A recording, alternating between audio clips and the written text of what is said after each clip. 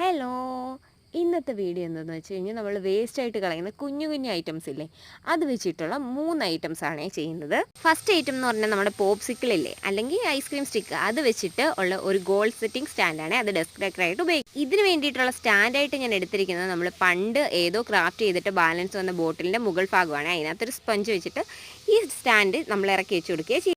പിന്നീട് നമ്മൾ മോർഫസിൻ്റെ ഒരു കുപ്പി വെച്ചിട്ട് 2-3 മാസം മുന്നേ ഒരു ബോട്ടിലായിട്ട് ചെയ്തിട്ടില്ലെന്നോ, മോർഫസ് എന്നാണോ എന്ന് എനിക്ക് അറിയത്തില്ല, അതിൻ്റെ കറക്റ്റ് പ്രൊനൗൺസിയേഷൻ ഞാൻ അങ്ങനെയാണ് പറയുന്നത്. അതിൻ്റെ ക്യാപ്പിൻ്റെ തൊട്ട് താഴെയുള്ള ഭാഗം മറ്റേ ആ സ്റ്റാൻഡായിട്ട് ഉപയോഗിക്കുന്നു.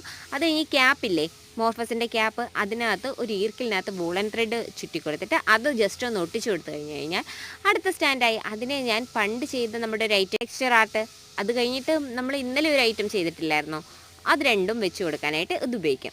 അത് കഴിഞ്ഞിട്ട് അടുത്ത ഐറ്റമാണ് കാർഡ്ബോർഡിനകത്തുള്ളത്. ഈ കാർഡ്ബോർഡ് ഈ ഷേപ്പിലൊന്ന് വെട്ടിയെടുത്ത് പെയിൻറ്റ് ചെയ്ത് കഴിഞ്ഞാൽ അടുത്ത സ്റ്റാൻഡായി.